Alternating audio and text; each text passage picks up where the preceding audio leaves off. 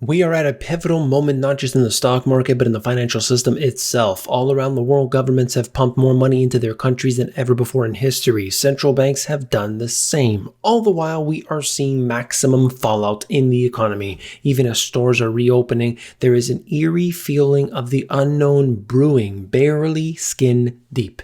This is something people will not be ready for simply because they're too distracted. That's why you came here for the truth, so let me unveil that for you. Today we are going to talk about the Federal Reserve increasing interest rates, what would cause them to do that. I'm going to show you what's happening, of course, within the economy. I've got several charts to give you an update on with inflation and so on, a lot to cover, and I've been going on way too long, so I want to get into this right away. Couple interesting points right here from Federal Reserve presidents, and I wanted to show you this because it's a follow-up from what Powell had said. You could see Neil Kashkari pointed this out. If we are seeing a real uptick in real yields, that would give me pause, that would give me concern that the amount of accommodation we are providing to the economy is reducing, and that might warrant us considering a policy response.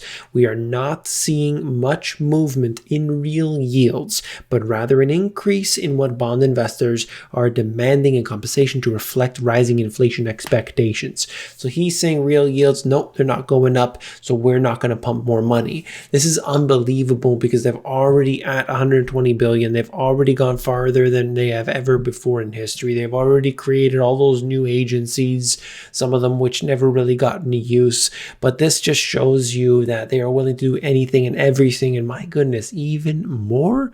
What in the heck is going on? I mean, this is something that I read about every single day, and I've been following this literally every day from the financial crisis up until this point, and they are acting completely out of whack. One guy's saying one thing, the other guy's saying the other. Check this out. St. Louis Fed President James Bullard agreed the Treasury market moves do not require more Fed easing. Quote, it's not matching up right now that we need to be more dovish than we already are. All right. We'll see what happens, of course. But I mean, you got some serious disagreements with what's happening. And if this does actually continue for another several weeks, you know that the Federal Reserve is going to come out and at least suggest that they would print more money if needed. Because at that point, in the last interview that Powell had with the Wall Street Journal, he was saying, no, we're going to stay right here. We're going to stay the course, 120 billion, 0% interest rates. That's all we got going on. But they want to make sure that when they are going to do yield curve control, first they can just suggest they'll do yield curve control. And that's something that might give them some time before they actually implement it. I know they've got that card, in their hand, but they haven't really used it at all at this point. So usually what they do is they do the forward guidance first, and then they bring it out at a later date. Well, we'll see what happens. This right here is an interview with Dylan Grice, and he's basically a co-founder of one of these financial companies. And I thought it was interesting because it gives us the insight as to what's going on with a lot of these big guys in the industry. And take a look at this. Despite your reluctance, you say you are bullish. Why? Because I think central banks are going to overcook, interesting word that he chose there, overcook the economy. Ever since Jackson Hole in August, Fed Chairman Jerome Powell has made it very clear that they are going to push the economy harder than they ever have in the past. Powell, in several speeches, has emphasized how devastating it is for low-income communities to have high unemployment. The Fed considers it its mandate to make sure that these communities have jobs. Therefore, the Fed believes it's doing a good thing by running the economy harder than it has in the past. Even though, as we have seen, the more that they do this, the worse it actually gets. When somebody with low income is borrowing money, they're not getting it from the Federal Reserve at 0%. They're not borrowing it from the super low interest rate environment. They are not Apple, and they're able to issue corporate bonds. That's not what they're doing. They're going to their credit cards. They're going to the high interest loans. This is a problem that's not being acknowledged. And why? Because you got guys like Powell and his friends who are multimillionaires who are playing a completely different game. A lot of these people have never even spoken to individuals in lower income. Think about how crazy and disconnected that is. People are following these different individuals, trying to, cheer for them, and they think that these people are on their side, depending on who it is. They think that they know what they're talking about, but in certain cases, imagine they have never even spoken to or interacted except, maybe a busboy or something with people that they're supposedly helping out. It's a lie. They tell you a lie, and unfortunately, too many people believe it. They are willingly inflating a bubble. The Fed sees it as its mandate to create jobs. Consumer price inflation is of no concern to them right now. I can't imagine a clearer setup for an overheating economy and financial market bubbles. During the GameStop fiasco, Powell was asked repeatedly what he thought of this kind of froth. He said he has nothing to do with the Fed. And this has nothing to do with the Fed. So in terms of the monetary policy, everything is set for a few years of overstimulation. In terms of timing, who knows? But clearly they are willing to make this thing go completely galactic. There's one thing that has been going galactic, that's for sure, and it is the central bank balance sheets. You can see the central bank liquidity increasing dramatically, and that, of course, corresponds to the market cap of Apple, Amazon, Facebook, Google, Microsoft, Netflix, and Tesla.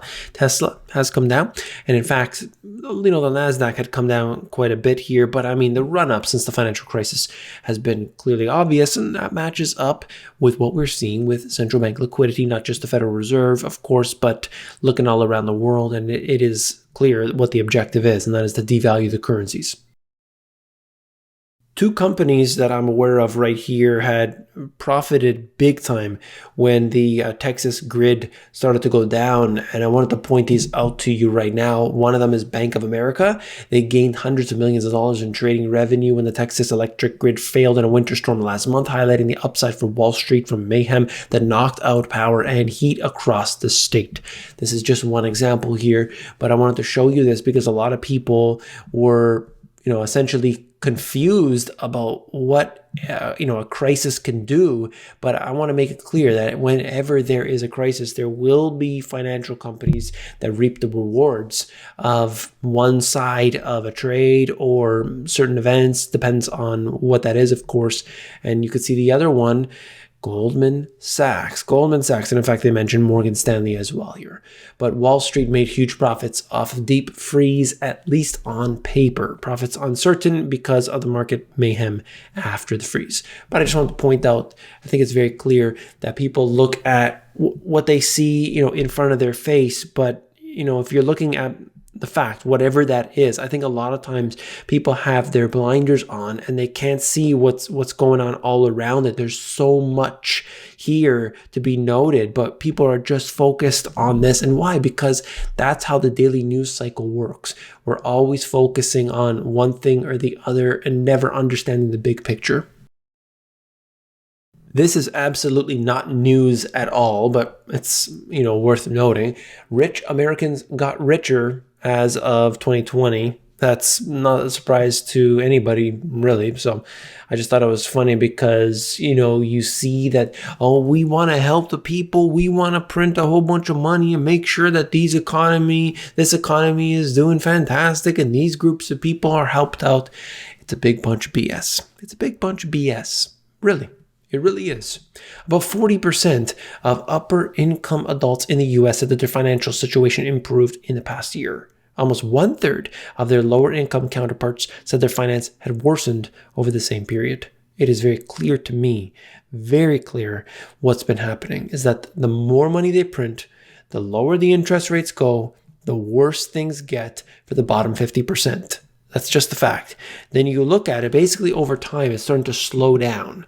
You grab a group of anything below, let's say the top, really that top 1%, okay, they can still benefit because they've got a lot of assets and a lot of leftover disposable income. But you look at every other group, and some of them have basically been just a flat line for decades.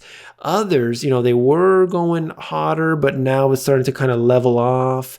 You know what I mean? I'm trying to make it very clear. But if you're in that top 1% or higher, 0.001%, ultimately, it has gone parabolic over the last, let's say, 10 years. The FAO had done some documentation about what's happening with food prices, and you could read the entire thing there, but I wanted to show you just really quickly that red tick. That's the start of 2021, but just seeing it from 2020 where it bottomed out in March, and it's just been skyrocketing ever since, and it's continuing right now in 2021. That's the food prices, and I believe I have another one in here for food commodity prices, breaking it down, whether you're looking at vegetable oils and cereals and so on. It's been just off the charts in general. And a lot of people who don't make enough money are obviously hurting. Take a look at this, the 10-year Treasury note yield.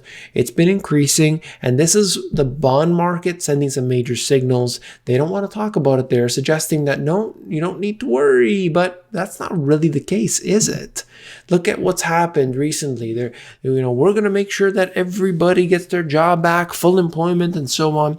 Almost all of the jobs that were added, the fantastic jobs report, it's all in the leisure and hospitality. Now that's good because those were the ones that were hardest hit. There's no doubt about that. Most of them, I shouldn't say most, but many of them that had lost their job previously are still out of work because these businesses haven't opened up, or some that have opened up, they're limited situation. So they don't need everybody back. There's 25% capacity in a lot of these places. That's not going to warrant having everybody back. You don't want that. And somebody doesn't want to be working for a couple hours a week. They want to qualify for the unemployment, right? That's the way this works, and that's why you see such a completely out of whack system today. They want to be fully employed, or maybe just get the government check for now until we go back to full employment. That's the hope. So you can see right here that a lot of the jobs are low paying jobs. Manufacturing is something that, every single year you keep hearing, we're going to bring the manufacturing jobs back, but it never, ever happens. Copper increasing dramatically. That is continuing. This is bringing up construction costs dramatically. Lumber, same situation. I know that many people have been sharing facts about what they experience. I went to go buy some screws. I went to go buy some 2x4s and this and that, and given the prices, I think it's fantastic to hear from the actual subscribers wherever you are and sharing that information, because this is all together. We're all in this together, seeing the inflation that is very clear. Oh, no, it's because of the supply chain. Oh, no, it's because of a crop failure. Look, when it's everywhere, you can't turn anywhere without seeing some major inflation, that's not because of a supply chain problem. That's not because of a crop failure. That's because of central banks devaluing the currency, and it makes its way into certain things. One of those things is the commodities. I'm going to finish off the video just talking about this. Between 2 and 9%. That's how much the supposed infrastructure plan could boost GDP in the short run. And it would be considerably more in the long term. Fantastic, right? Well, here's the problem. Well, first of all, let me say, spending money on infrastructure versus printing money and buying corporate bonds of Apple, oh my goodness, much, much better. The infrastructure is crumbling in a lot of these places. Okay, I want to make that clear right away. But if you're talking about the amount of money that they print and see where it actually goes, if you see the breakdown in these bills, you would be yelling at the top of your lungs, because the vast majority of it goes to the wrong places. I've done full breakdowns of it before, but certainly there's no difference from what we see today. That's all for this video. If you found that informative, hit that thumbs up button when you do. You're supporting me. That's all you got to do. Click a button on the screen. Thank you very much. If you want to learn about e-commerce, you can do so for free, the AmazonGPS.com. If you want to know about the financial system, but you don't know where to start, or you have a family member that doesn't know where to start, these 2 books will explain everything you need to know so easily, yet there's so much detail. Check it out at the link in the description. Have you seen this video yet? If not, you definitely want to check it out. Click it, and I'll see you there.